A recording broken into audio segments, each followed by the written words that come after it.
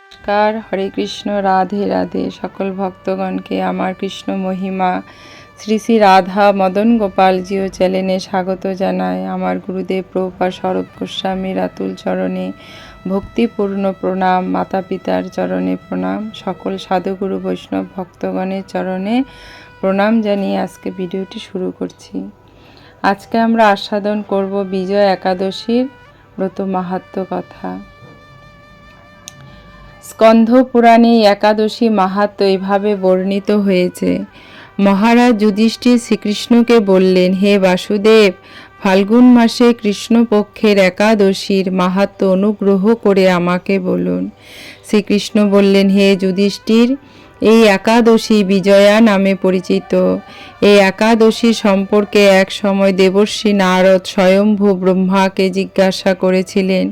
তিনি এই প্রসঙ্গে যা বলেছিলেন তা আমি এখন তোমাকে বলছি।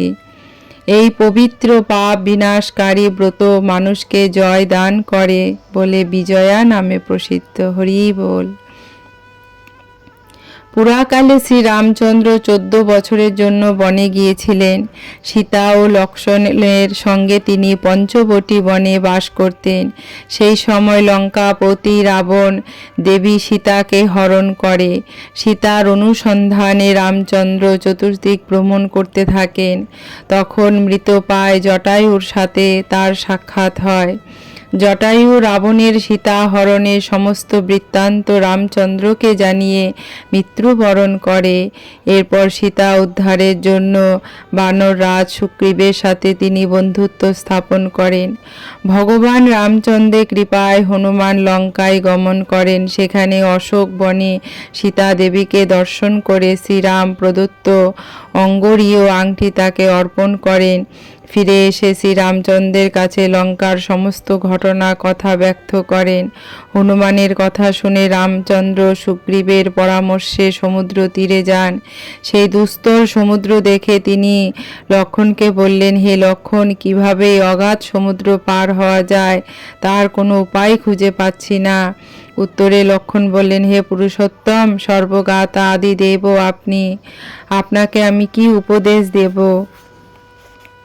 তবে বক দালভ্য নামে এক মুনি এই দ্বীপে বাস করেন। এখান থেকে 4 মাইল দূরে তার আশ্রম। হে রাঘব, আপনি সেই প্রাচীন ঋষি শ্রেষ্ঠকে উপায় জিজ্ঞাসা করুন। লক্ষ্মণের মনোরম কথা শুনে তারা সেই মহামুনির আশ্রমে উপনীত হলেন। ভগবান রামচন্দ্র ভক্তরা সেই মুনিকে প্রণাম করলেন। মুনিবর রামচন্দ্রকে পুরাণ পুরুষ বলে জানতে পারলেন। আনন্দ ভরে জিজ্ঞাসা করলেন, হে রামচন্দ্র, কি কারণে আপনি আমার কাছে এসেছেন তা কৃপা করে বলুন। শ্রী রামচন্দ্র বললেন, হে মুনিবর, আপনার কৃপায় সৈন্যসহ আমি এই সমুদ্র তীরে উপস্থিত হয়েছি। রাক্ষস রাজে লঙ্কা বিজয় করাই আমাদের প্রধান উদ্দেশ্য। যাতে ভয়ঙ্কর সমুদ্র উত্তীর্ণ হতে পারি তার উপায় জানবার জন্য আমরা আপনার কৃপা প্রার্থনা করি।